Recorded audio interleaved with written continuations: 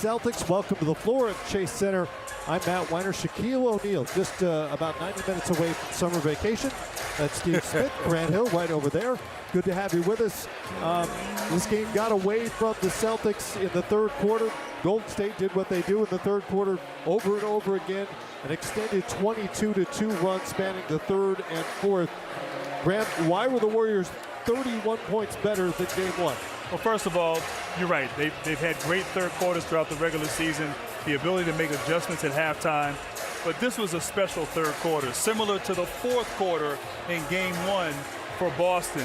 A couple things happened. First of all, defensively, we talked in pregame about being disruptive and getting in their space and making Boston uncomfortable. Only 14 points they gave up. And, of course, they got hot. 7 3-pointers there from the three-point line.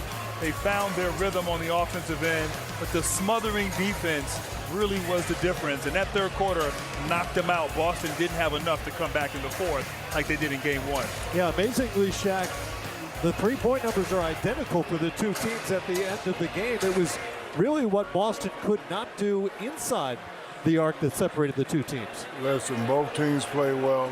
I think the biggest adjustment that Golden State said, okay, White, you won't get 20 tonight. Okay, Horford, you won't hit 6 threes tonight.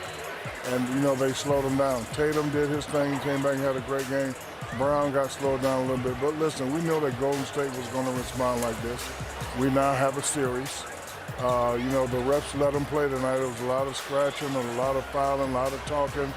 You know, a lot of people felt Draymond should have been thrown out in the second quarter. Yep. The refs let them play, but we knew that Golden State would respond like this. But I said, if you let the Celtics shoot over 50% from three, they're a tough team to beat. You know, they only shot 40.5%. And then again, game one, Al Horford 26.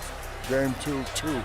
White 21-12. Smart 18-2. So, you know, if you slow those others down and, you know, some of the Boston stars down, you will have these results. And again, Golden State's probably one of the only two teams that have a powerful 1-2 punch, but they both don't have to play dynamic for them to win because you know they have other weapons. You know, Smitty, it wasn't just the point totals of those three players. It was the shot distribution for Boston. Al Horford didn't even take a shot in the first half.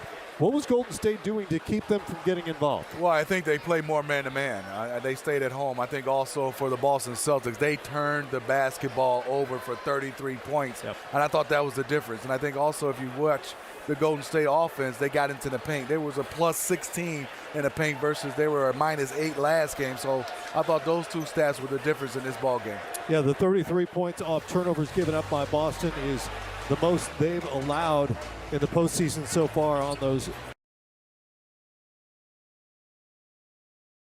turnovers. You know, Golden State did this with Jordan Poole. You know, he went on a little burst there. Other than that, just 6 of 14, and Klay Thompson is having a miserable finals in terms of shooting so far.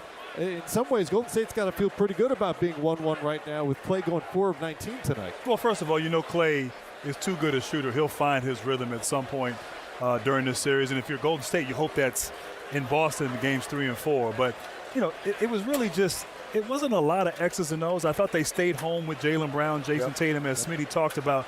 But a lot of it was just the effort. They were more tenacious. They were more disruptive. They played harder. They played desperate. They played like a team that understood if they go down 2-0 here, then, you know, they're in trouble. So they came out, played with the force that Steve Kerr, that we all talked about before the game, and had the results and the success. But it really getting it done with the defense. The defense was stellar and keeping everybody else at bay. Tatum got going, but that was pretty much it for Boston. Tatum had a pretty strong first half. I think he had 21 there in the first half. But it was just a good team effort defensively. And that's Warriors basketball. We get seduced by their offense, their scoring, their three-point shooting, but they've won championships because they can defend, and they showed that tonight. And Jaylen Brown got hot early in this game, had 15 at the half, and a good chunk of that was in the first quarter when he scored 13. And it was almost not heard from at that point. You know, all great players. I've seen Grant do it. I've seen Smitty do it. When we have one bad game, we try to come back like gangbusters second game. We knew he was going to have this type of performance, but listen, they played defense on him. You know, Gary Payton Jr., smaller defender, he played. And then, listen, players like Tatum and Brown, you're not going to stop them, but your definition of stopping them is keeping them at their average or below their average. You don't want a guy like Jason Tatum who's averaging, 24, 25, average 30, average 40. So, tonight, he had 28. So, that's 4 points over his average. But they did a great job. Golden State won by 20. So, listen, if he's going to score 28 and we're going to slow the others down and, Brown's going to have 17, not even reach the 20 mark, and we win the game, we'll take that. It's game time at the finals presented by YouTube TV. We'll hear from the head coaches. We'll hear from the stars of this game. Try to make sense of what we've seen so far and look ahead to game 3 coming up in Boston. You see the difference between what Boston did offensively in game 1 and game 2. They had that blitz, obviously, in the fourth quarter and took over. 88 points tonight compared to 120 in game 1. The field goal percentage, again, largely what was happening inside the arc, Smitty. It was just nothing doing in there for the Boston offense. You're totally right. I mean, Matt, they shot 50% the last game, and you look at this game tonight, just 37%.